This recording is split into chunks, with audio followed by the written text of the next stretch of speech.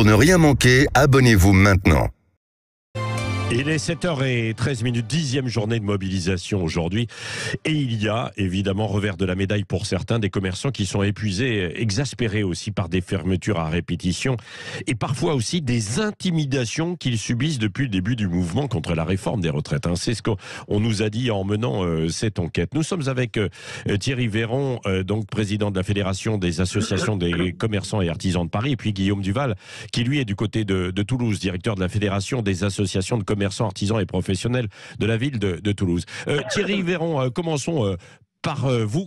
Comment les petits commerçants traversent cette période? Alors, pour vous, entre les poubelles devant les vitrines et puis le risque de casse sur le parcours.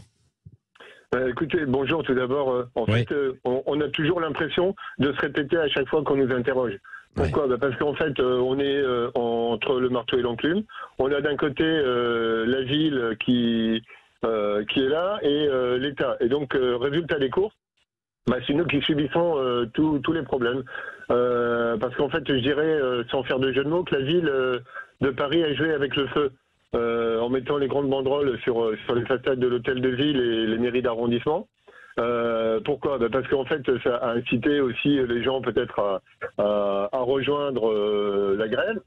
Donc plus de mouvements au niveau des éboueurs, ce qui fait que là maintenant on a laissé faire, on pensait que ça allait se passer, sauf qu'en fait, comme disait hier l'élu la propreté, c'est la première fois depuis de nombreuses années qu'on n'a pas eu un mouvement aussi fort. Le problème, c'est qu'en laissant en laissant se dégrader aussi fort que ça, on a une situation qui est très compliquée à solutionner. Il va falloir du temps, mais nous, ce qu'on fait, c'est qu'on vit tous les jours les monceaux de poubelles qui sont devant nos boutiques.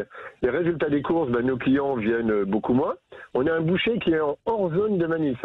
Il me disait hier qu'il faisait un chiffre d'affaires de moins 20%. Donc imaginez ceux qui sont dans la zone. C'est une catastrophe.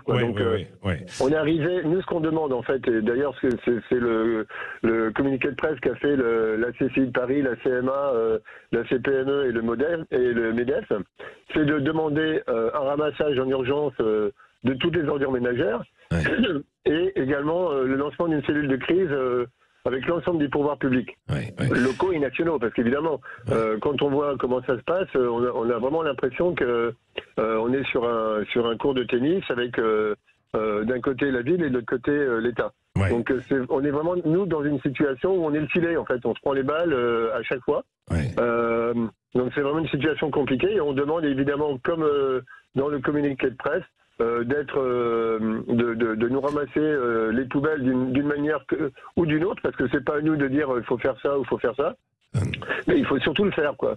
On nous dit que du côté Thierry Véron, bien sûr. Et du côté de Toulouse, Guillaume Duval, vous aujourd'hui, ce qui vous inquiète plus, c'est les manifestations potentielles et donc la casse qu'il peut y avoir autour de certains quartiers, certaines vitrines. Oui, bonjour à tous. Écoutez, déjà, je ne peux qu'avoir une pensée pour mes collègues parisiens. Effectivement, j'ai pu apercevoir l'amoncellement des poubelles et c'est quand même assez terrible pour toute la population parisienne.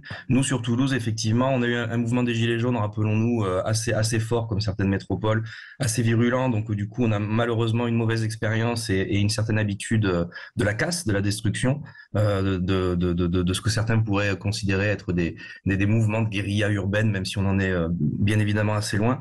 Mais c'est ça qui est fatigant. C'est fatigant pour ces commerçants, commerçantes. C'est des hommes et des femmes, c'est des salariés qui sont fatigués de toute cette situation où ils comprennent l'expression d'une population qui vient exprimer son point de vue, mais qui sont fatigués, épuisés de la violence qu'il peut y avoir. Et comme vous disiez, effectivement, on a certains commerçants qui ne s'expriment plus. Alors pourquoi ils ne s'expriment plus? Parce que ils ont peur. Il y a eu des moments d'expression de certains commerçants qui ont reçu des menaces sur les réseaux sociaux. On va venir te brûler ton magasin, etc. Donc du coup, si vous voulez, à un moment donné, exprimer son point de vue, ça semble être quelque chose de normal et de libre pour tout le monde, mais ça ne l'est pas finalement. Vous aussi, Thierry Véron, il y a eu des commerçants qui craignent de s'exprimer à Paris, qui ne veulent plus s'exprimer. Bien sûr, je rejoins monsieur de Toulouse. Et effectivement, sur Paris, on a eu des commerçants qui ont été menacés. Donc, plus personne ne veut parler, puisque si ils parlent, ils risquent de se faire agresser. Ouais.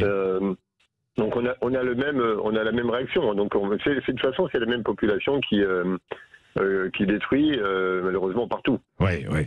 Bon, écoutez, merci d'avoir été avec nous ce matin. On comprend votre désarroi, évidemment. Vous êtes un peu, comme vous l'avez dit, au centre, Thierry Véron, entre les uns et les autres qui se renvoient la balle, notamment État et municipalité, ça sur l'histoire des éboueurs. Merci Guillaume Duval du côté de Toulouse. On salue l'ensemble des commerçants en fait dans la région et Thierry Véron aussi, bien sûr, l'ensemble des commerçants à Paris. Le parcours qui a été modifié par rapport à la semaine dernière. C'est-à-dire qu'aujourd'hui, il n'ira plus vers Opéra, mais il va être entre Bastille et République. Merci à tous les deux d'avoir été avec nous ce matin en direct sur Sud Radio.